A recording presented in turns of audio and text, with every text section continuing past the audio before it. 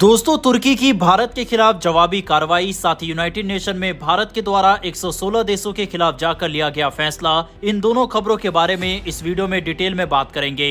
दरअसल इस समय तुर्की और भारत के बीच चुपचाप एक बड़ी कूटनीतिक चाल चली जा रही है। एक तरफ भारत है जो तुर्की की घेराबंदी कर रहा है साइप्रस, ग्रीस जैसे देशों के माध्यम से, तो वहीं अब तुर्की ने भी भारत की घेराबंदी शुरू कर दी है और बांग्लादेश में अपनी मौजूदगी को बढ़ाना तुर्की ने चालू कर दिया है। आप स्क्रीन पर इकोनॉमिक टाइम्स का आर्टिकल देख सकते हैं। आज ही ये खबर निकलकर सामने आई है। तुर्की जो अब तक भारत का सीधा दुश्मन नहीं था, अब दक्षिण एशिया में अपनी पकड़ मजबूत कर रहा है। खासकर बांग्लादेश में तुर्की की गतिविधियों ने भारत की चिंता बढ़ा दी है। तुर्की का पाकिस्तान के साथ बढ़ता रिश्ता और अब भारत के पड़ोस में उसकी मौजूदगी एक नई रणनीति की तरफ इशारा कर रही है। 8 जुलाई को यानी आज तुर्की के डिफेंस इंडस्ट्री एजेंसी के प्रमुख हलुक गोरगुन ढाका पहुंचने वाले हैं। वो बांग्लादेश की अंतरिम सरकार के प्रमुख मोहम्मद यूनिस और तीनों सेनाओं के प्रमुखों से भी मिलेंगे। इस दौरे का मकसद है बांग्लादेश में चटगांव और नारायणगंज में 2 तुर्की समर्थित डिफेंस इंडस्ट्रियल जोन बनाना। इससे पहले बांग्लादेश के निवेश प्रमुख और विदेश मामलों के सलाहकार तुर्की का दौरा कर चुके हैं और वहां पर डिफेंस और एरोस्पेस सहयोग को विन विन बताया गया है। ये पहली बार है जब तुर्की बंगाल की खाड़ी के क्षेत्र में सैन्य तौर पर सक्रिय हो रहा है। भारत के लिए चिंता सिर्फ डिफेंस सहयोग तक सीमित नहीं है। भारतीय खुफिया एजेंसियों के मुताबिक तुर्की की कुछ संस्थाएं बांग्लादेश में कट्टरपंथी संगठन जमाते इस्लामी को समर्थन दे रही है। इनके कार्यालयों की मरम्मत, नेताओं की तुर्की यात्रा और हथियार निर्माण इकाइयों का दौरा करवाना, ये सब तुर्की की गहरी रणनीति का हिस्सा है। ये गतिविधियां सिर्फ कूटनीति नहीं बल्कि वैचारिक और सैन्य नेटवर्किंग की कोशिश है। भारतीय एजेंसियों को शक है कि ये मुलाकात तुर्की हथियारों और तकनीक की खरीदारी को आसान बनाने के लिए हो रही है।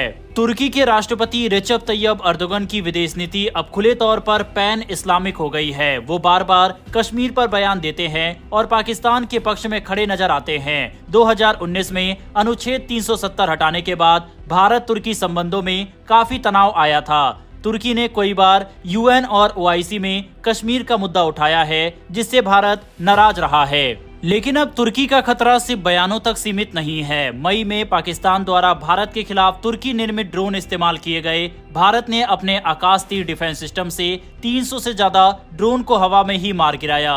इनमें कामिकाजी ड्रोन और माइक्रो ड्रोन शामिल थे। इससे साफ हो गया तुर्की अब हथियारों के जरिए भारत के खिलाफ मोर्चा खोलने की कोशिश कर रहा है। उसकी ये रणनीति एक हाइब्रिड थ्रेट बन गई है, जिसमें धार्मिक प्रभाव और तकनीकी ताकत दोनों शामिल है। तुर्की की नेटो से दूरी भी उसकी बदली हुई रणनीति को दिखाती है। 2019 में रूस से S-400 मिसाइल सिस्टम खरीदने के बाद अमेरिका ने उसे F-35 प्रोग्राम से बाहर कर दिया। उसके बाद तुर्की ने पाकिस्तान और चीन के साथ मिलकर नए समीकरण बनाने शुरू किए। भारत ने इस मौके का इस्तेमाल करते हुए अर्मीनिया, ईरान, ग्रीस और साइप्रस जैसे देशों के साथ अपने रिश्ते मजबूत किए। प्रधानमंत्री नरेंद्र मोदी का हालिया साइप्रस दौरा इसी रणनीति का हिस्सा था। ये दौरा भले ही G7 समिट के रास्ते में हुआ हो, लेकिन ये तुर्की को एक कूटनीतिक संदेश था। वहीं इसी बीच एक रिपोर्ट में यह भी बताया गया है कि मेघालय सीमा के पास तुर्की के ड्रोन देखे गए हैं। माना जा रहा है कि ये ड्रोन बांग्लादेश के लिए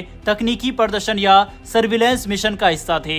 ये खबर भारत के लिए बेहद गंभीर संकेत है। बांग्लादेश के अंतरिम प्रधानमंत्री मोहम्मद यूनिस ने हाल ही में बीजिंग में किए एक बयान में कहा था कि भारत के पूर्वोत्तर राज्य समुद्र से कटे हुए हैं और बांग्लादेश इस क्षेत्र का ओशियन गार्जियन बन सकता है। उनका ये बयान इस ओर इशारा करता है कि बांग्लादेश खुद को भारत के पूर्वी हिस्सों पर रणनीतिक दबाव बनाने के लिए चीन और तुर्की के साथ जोड़ना चाहता है।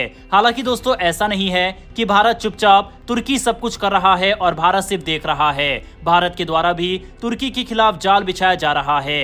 एक तरफ भारत अर्मीनिया, साइप्रस, ग्रीस के साथ मिलकर एक नया क्वाड बना रहा है, तो वहीं कश्मीर में तुर्की के हस्तक्षेप का जवाब साइप्रस के संवेदनशील मुद्दे को छेड़कर भारत ने दिया। इतना ही नहीं, तुर्की लगातार जिस तरह से अपने हथियार पाकिस्तान और बांग्लादेश को सौंप रहा है, इसका भी जवाब भारत दे रहा है। भारत के द्वारा ग्रीस को अपनी लॉन्ग रेंज की मिसाइल ऑफर की गई गई है। इतना ही नहीं, तुर्की के ड्रोन के खिलाफ किस तरह से ग्रीस अपने आत्मरक्षा कर सकता है, इन सब के बारे में भी भारत ग्रीस को जानकारी दे रहा है। यानी कि साफ है कि दोनों तरफ से इस समय एक दूसरे देश की घेराबंदी की जा रही है। अगर तुर्की भारत के खिलाफ खतरा पैदा करता है तो भारत भी तुर्की के खिलाफ उससे ज्यादा खतरा पैदा करने की ताकत रखता है। यही इस समय होता हुआ दिखाई दे रहा है। दूसरी तरफ बांग्लादेश है, उसको भी भारत मुंहतोड़ जवाब दे रहा है। पिछली वीडियो में ही हमने आपको बताया था म्यांमार का रास्ता अगले 2 साल में भारत खोल देगा, जिससे भारत की नॉर्थ ईस्ट में कनेक्टिविटी और बढ़ जाएगी। म्यांमार में सितवे पोर्ट तैयार हो चुका है और पहला जहाज भी इस रास्ते से जा चुका है। बहरहाल दोस्तों, भारत और तुर्की की इस कूटनीतिक चाल पर अपनी राय कमेंट बॉक्स में लिखकर बताइएगा।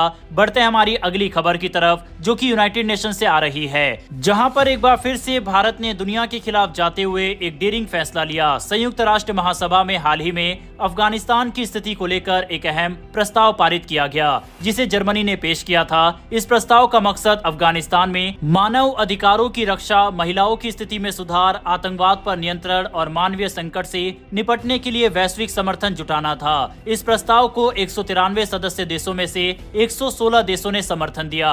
2 देशों ने इसका विरोध किया, जबकि 12 देशों ने वोटिंग से दूरी बनाई, जिसमें भारत भी शामिल था। भारत ने इस प्रस्ताव पर अब्सटेन किया, यानी उसने ना समर्थन किया ना विरोध, बल्कि एक संतुलित दूरी बना रखी है। भारत के इस रुख को लेकर कई सवाल उठे कि आखिर अफगानिस्तान जैसे संवेदनशील मुद्दे पर भारत ने साफ पक्ष क्यों नहीं लिया।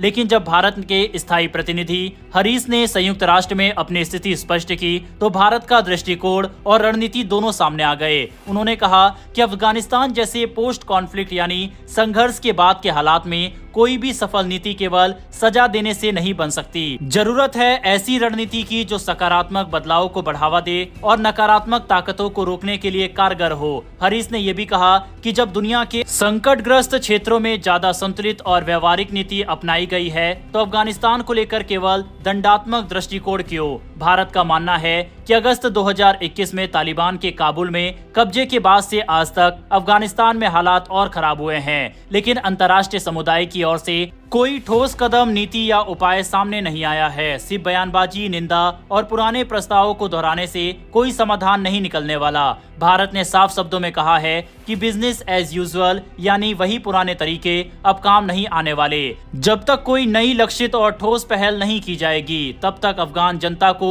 राहत नहीं मिल सकती।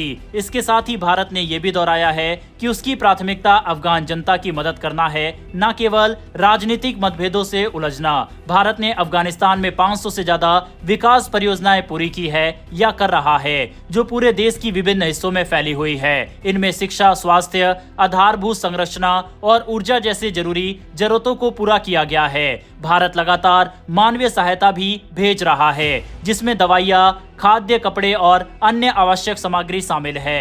इसके अलावा भारत अफगान नागरिकों को स्किल ट्रेनिंग और शिक्षा के जरिए आत्मनिर्भर बनाने की दिशा में भी काम कर रहा है। लेकिन मानवीय मदद के साथ साथ भारत की सबसे बड़ी चिंता है आतंकवाद। हरीश ने अपने बयान में स्पष्ट रूप से कहा कि अल-कायदा, ISIS और उनके सहयोगी संगठनों जैसे लश्कर-ए-तैयबा और जैसे मोहम्मद को अभी भी अफगानिस्तान की जमीन पर पनाह मिल रही है। भारत का मानना है कि इन संगठनों के खिलाफ सिर्फ बयानबाजी से काम नहीं चलेगा, बल्कि इन पर और उनके स्पॉन्सर देशों पर भी सख्त कार्रवाई होनी चाहिए। यहाँ भारत का इशारा पाकिस्तान की ओर था, जो इन आतंकवादी संगठनों को लगातार सहयोग देता रहा है और अफगानिस्तान को भारत के खिलाफ रणनीतिक हथियार की तरह इस्तेमाल करता है। बहरहाल दोस्तों, भारत ने जो इस प्रस्ताव पर वोट करने से मना किया, क्या भारत ने सही किया या फिर नहीं, इस पर अपनी राय कमेंट बॉक्स में लिखकर बताइएगा। फिलहाल इस वीडियो में इतना ही, फिर मिलेंगे ऐसी एक नई वीडियो के साथ। धन्यवाद। जय हिंद, जय भारत।